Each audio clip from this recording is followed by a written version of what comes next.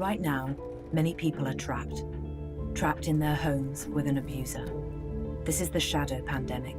Domestic abuse, domestic violence against women.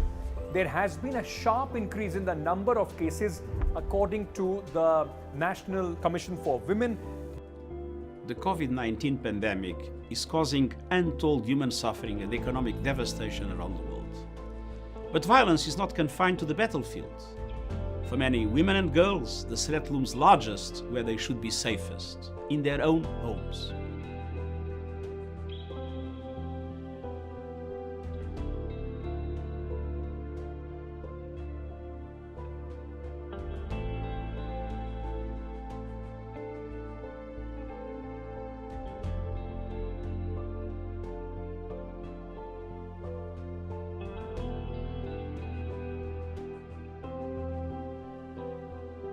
पहले मैं यहाँ पे रोज़ 8 साल से ही बैठती हूँ, पर जब हम लॉकडाउन ख़त्म हुआ और सेल शुरू हुआ तब से एक ही महीने में 21 केसेस आए हैं। पहले मेरे 12 केस या 14 केस करीबन इतने ही होते थे।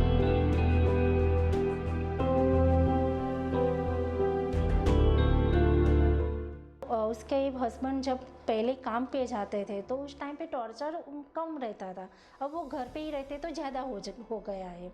तो लॉकडाउन के समय में ये ज़्यादातर हुआ है। પછી સાસુ સસરા તો કદાચ બેન અને એનું પતિનું એમનું પોતાનું કુટુંબ બહાર રહેતું હોય, પણ કોવિડના લીધે થઈને લોકડાઉનના લીધે થઈને એમને વાપસ ઘરે આવવાનું થયું।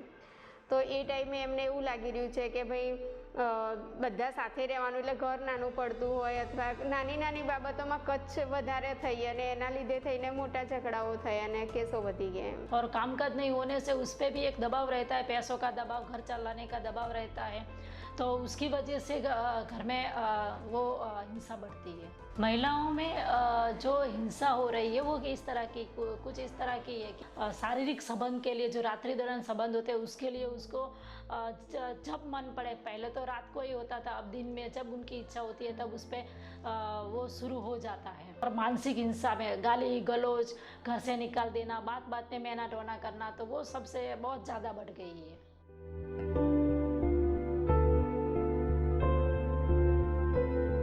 एक रश्मिता नाम की लड़की थी, वो सूरत रहती थी उसके पति के साथ, लेकिन लॉकडाउन के समय में वो उसके ससुराल में आई, सास ससुर के पास।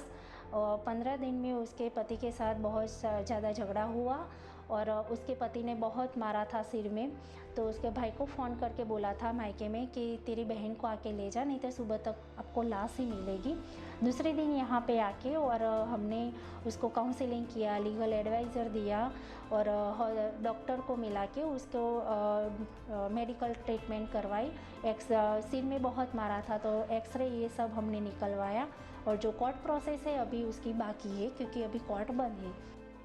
ઘરેલું હિંસા પીડિત બહેનો જે હોસ્પિટલમાં આવી રહી છે તો અમુક બહેનો છેલ્લા સ્ટેજ ઉપર હોય છે કે જે વધારે પડતી માર ખાઈને આવે, જે હોસ્પિટલની ટ્રીટમેન્ટ લેવી પડે છે અથવા દવા પીને આવી રહ્યા છે, સુસાઇડ કેસ હોય છે, તો એ હિંસાને છેલ્લા સ્ટેજવાળા બહેનો આવી રહ્યા છે અને એમનું કાઉન્સેલિંગ કરવાનું હોય અને એમની જોઈતી હોય એ પ્રમાણે એમને મદદ કરવાનું હોય।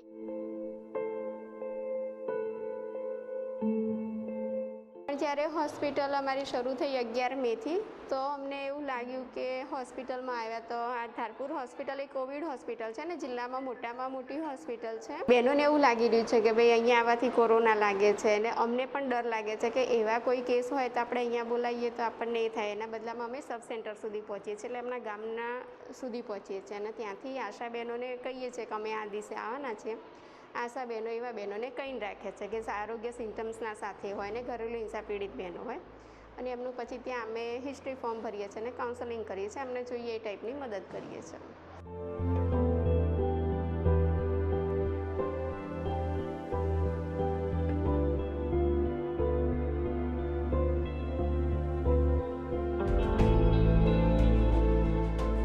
अहमदाबाद में रह के मेरे पास फाइलें या कुछ भी नहीं थी और मैं यहाँ मेरा जो क्राइसिस सेल है उससे मैं 200 किलोमीटर दूर थी और हमें घर पे रह के काम करना था।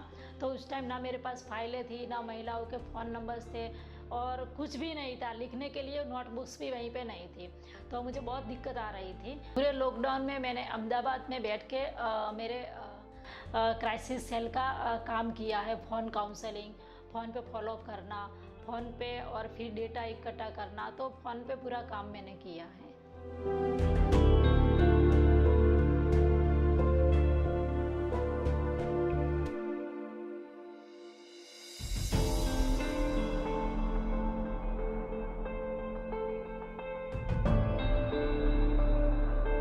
कोविड-19 की वजह से बोला जा रहा है कि घर पे रहो, सुरक्षित रहो। तो कोरोना से तो शायद हम बच जाएंगे घर पे रहने से, पर जो महिलाओं पे हिंसा हो रही है उससे सुरक्षित हमें कौन करेगा।